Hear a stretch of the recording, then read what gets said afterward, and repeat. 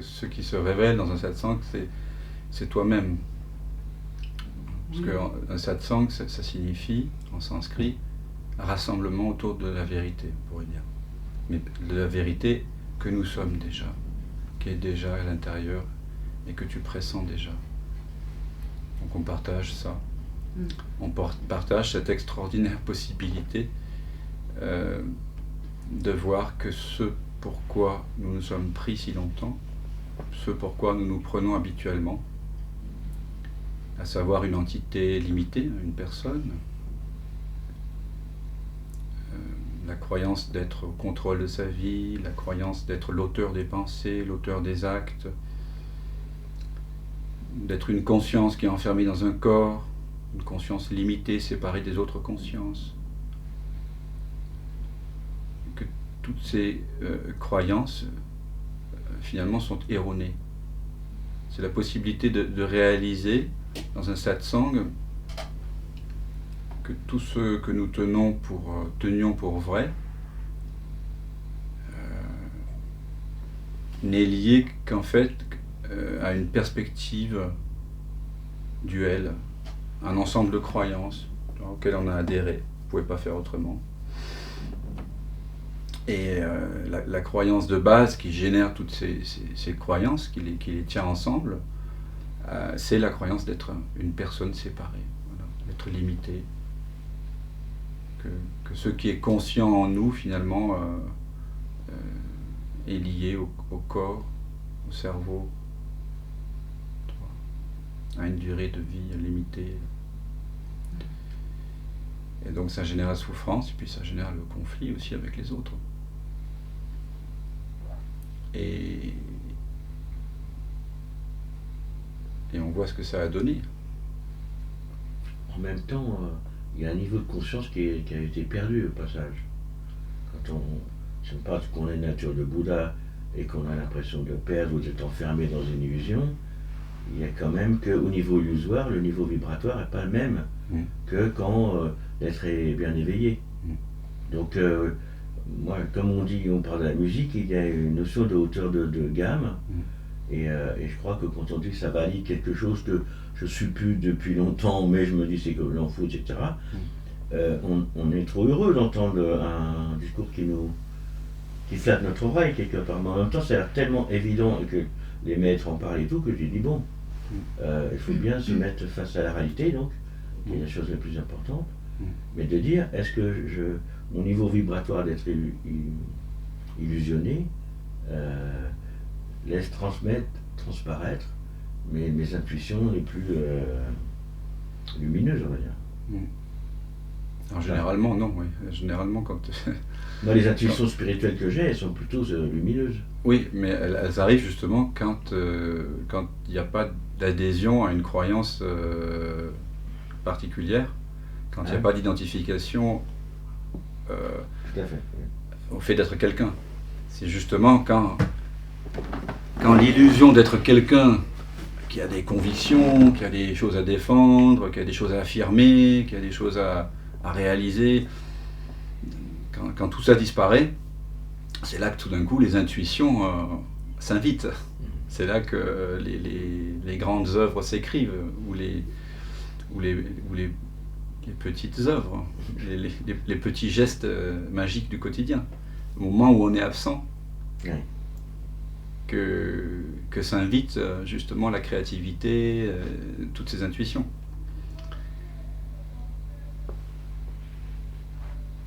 Alors, dans le satsang, l'invitation, c'est de réaliser que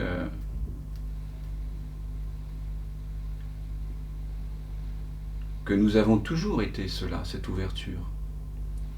Nous avons toujours été présence impersonnelle. Mais simplement, par l'éducation, par le formatage, par le conditionnement, on s'est pris pour quelqu'un.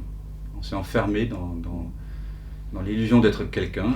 Et dès qu'on croit être quelqu'un, bien sûr, il y a un sentiment de séparation.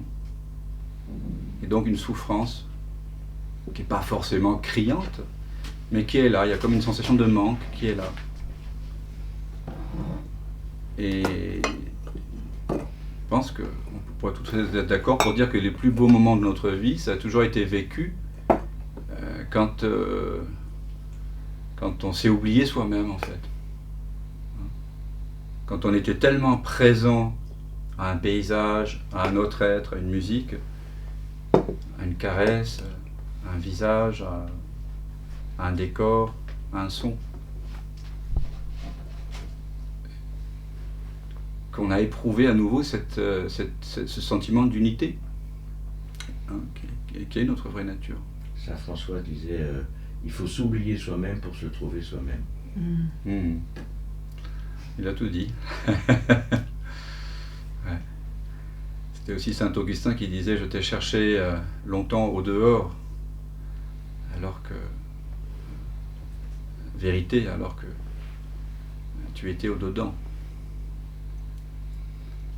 Ouais, les grands mystiques, les grands sages de l'humanité se répondent, hein, comme dans les correspondances de Baudelaire, là, ce beau poème, à toutes les époques et dans des lieux très différents. Il y a eu cette évidence que la paix et le bonheur que nous cherchions, la plénitude, cette unité sacrée avec l'univers, qu'on a tous éprouvé à certains moments de notre vie, au moins dans l'enfance,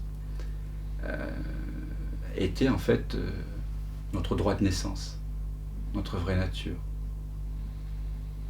Et donc ce message, il perce. Et il a percé en Inde, avec l'écriture des Upanishads, avec l'enseignement de l'Advaita Vedanta, avec l'émergence de la voie du shivaïsme tantrique du Cachemire. Il a émergé aussi au sein des religions, à travers les mystiques, que ce soit chez les chrétiens, chez les soufis, même chez les juifs aussi, à travers la Kabbale. Il a émergé dans le Chan, dans le Dzogchen, dans le Zen au Japon. Donc ça a émergé de partout. Et en tout temps, parce que à un moment donné, quand la souffrance est trop grande, de se sentir petit, incomplet et coupé du monde, il y a le pressentiment de l'unité, et que le pressentiment de l'unité est trop fort, la conscience trouve un moyen pour se rappeler à elle-même. Ce qui est arrivé avec Cartoli, ça. Il souffrait énormément de la situation dans le monde où il était, il sentait à moitié fou, etc. À un moment donné, tac, ça a déconnecté et il est tombé dans le soi. Et il a pris le nom Eckhart comme prénom, enfin comme nom spirituel, en référence à Maître Eckhart. Ah, Maître Eckhart, je ne savais pas. Quand on lit les chrétiens d'Europe du Nord, Maître Eckhart, c'est une espèce de phare, quoi. Oui. Et pour les catholiques, en dessous, c'est un hérétique, c'est tout. Et donc, lui, il était plutôt au Canada, je crois, à cette époque-là. Et il s'est dit, voilà. Donc, sous pression. Il y a mille manières. Il y a mille manières d'accéder à cette vérité. Il y a beaucoup plus d'éveil à cette réalité qu'on ne le pense. Parce que pendant des milliers d'années, ceux qui en ont parlé, c'était les gens qui possédaient l'écriture. À l'époque, à certaines époques, très peu de gens savaient écrire. Et donc, en apparence, les témoignages qu'on a de gens qui s'éveillaient à leur vraie nature, qui s'éveillaient à cet espace en eux-mêmes, dans lequel tout apparaît et disparaît, et qui ne peut plus être en conflit avec la réalité, ils étaient confinés dans les monastères ou dans les ashrams brahmaniques. Mais peut-être qu'il y a eu des éveils, et certainement des éveils sauvages d'individus tout à fait anonymes, qui n'ont pas écrit, qui n'ont pas relaté leur expérience. Bon, les aborigènes d'Australie, il y a beaucoup de gens qui pensent qu'il y a une spiritualité dans leur pratique et tout. Ah ben c'est clair, c'est un sentiment d'unité. Et des belles âmes, etc. Les chamans du Canada, etc. Ils sont avec le Grand Manitou, comme nous tous d'ailleurs, on est tous dans le Grand Manitou. Oui. Et donc cette idée d'inclusion, elle est présente partout. Maintenant, pour pas que on soit soumis à une sorte de hasard, on va dire, absolu, bien que voilà, il n'y a pas de...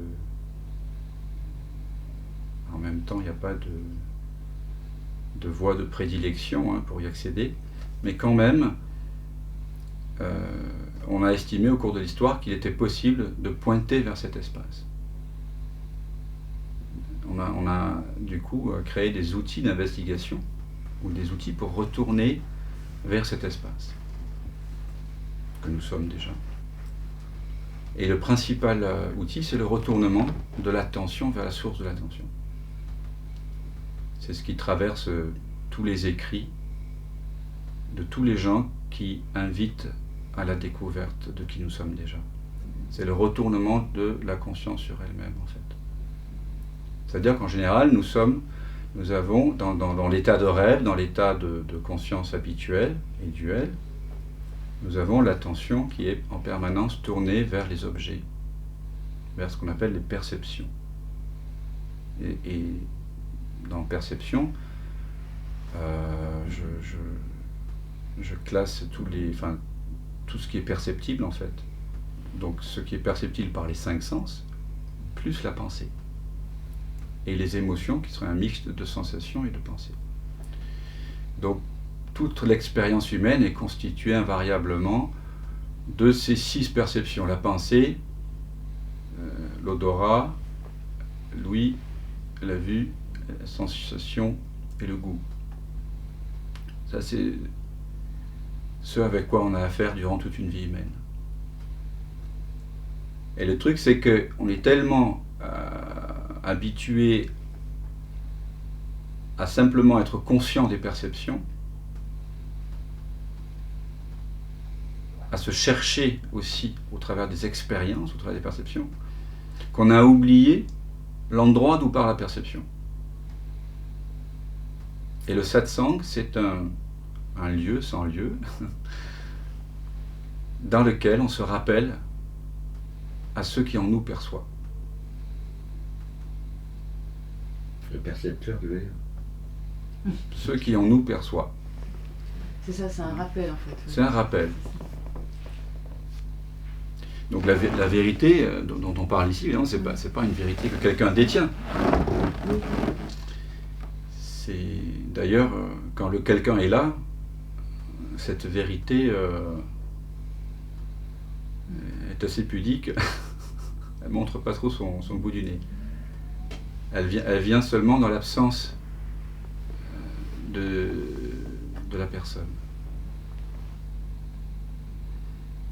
Déjà dans la Kena Upanishad, ou dans la Katha Upanishad, on disait parfois une âme intrépide, en quête d'immortalité, s'est retournée en arrière et s'est trouvée elle-même. Donc c'est toujours cette invitation à retourner l'attention vers sa propre source.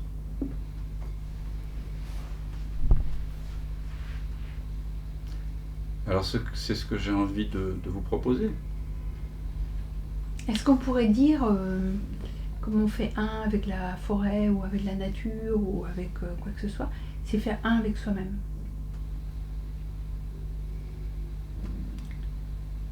Mais s'il y a un, s'il n'y a qu'un, Oui. il n'y a plus de toi-même. Enfin, Oui. Ou alors toi-même, tu es la forêt. Ben, je Et retourne. la forêt est toi. Oui, c'est ça. Voilà. Oui, c'est ça. Je fais un, j'arrive mieux à faire un avec l'extérieur, moi. Maintenant, c'est la question, c'est qui est ce moi qui semble faire l'unité? Est-ce que c'est Marie-Françoise?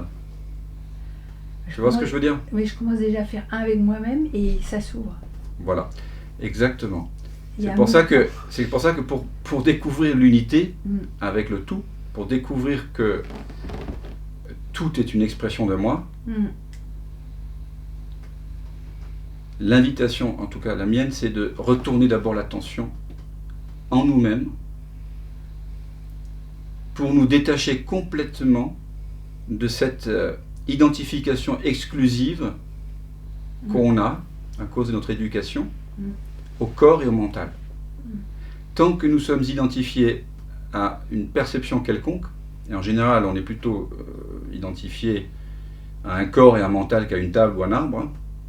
Donc tant qu'il y a une identification exclusive à une personne, tant qu'on croit qu'on est quelqu'un, qu'on est un homme, une femme, un humain même, tant qu'on croit qu'on est quelque chose, qu'il y a un savoir à défendre, il est impossible de vivre l'unité. Ça va être des sortes d'éclipses sur lesquelles on va mettre beaucoup de confusion en fait. Donc l'invitation, c'est d'abord de retourner à l'intérieur de nous, à rebours du mouvement de l'attention, qui est toujours tourné vers l'extérieur.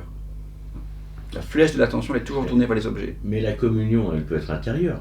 Ce dont C'est tu ça. parles, c'est quelque chose Oui, intérieur. de plutôt inclusif, au sens C'est ça. quelque chose en moi est en veilleuse, et quelque chose d'autre est en communion avec le plus grand. Oui, mais pour que ce soit vraiment clair, Oui. pour que nous le vivions pas de façon épisodique, parce que soudain il y a une belle forêt qui nous touche, ou une musique qui nous touche, ou un visage de femme, Oh là. ou je ne sais, un tapis de fleurs sur lequel on déploie des pieds nus, pour pas avoir besoin dans le monde de certaines expériences particulières pour éveiller soudainement cette sentiment d'unité que nous vivons tous à des degrés plus ou moins grands, pour qu'on ne soit pas dépendant d'une relation amoureuse pour avoir ce sentiment d'unité, d'un compte en banque bien fourni, d'une maison avec vue sur la mer. Enfin, chacun a ses petits desiderata. Surfer sur une vague qui fait 20 mètres de haut, Le jet privé. jet privé, ou je sais pas moi, ça peut aller jusqu'à la criminalité, ça peut aller jusqu'à certaines personnes vont peut-être éprouver ce sentiment d'unité en contact du danger. Donc ils vont chercher le danger, ils vont chercher la bagarre, ils vont chercher des situations limites, etc. Bon. Pour que ce soit vécu, intégré dans votre vie et vécu tout le temps, il faut découvrir quelque chose qui ne dépend pas du monde des expériences, qui ne dépend pas d'une situation ou d'une autre. Et l'invitation que je partage, c'est de voir qu'en vous, il y a ce trésor caché.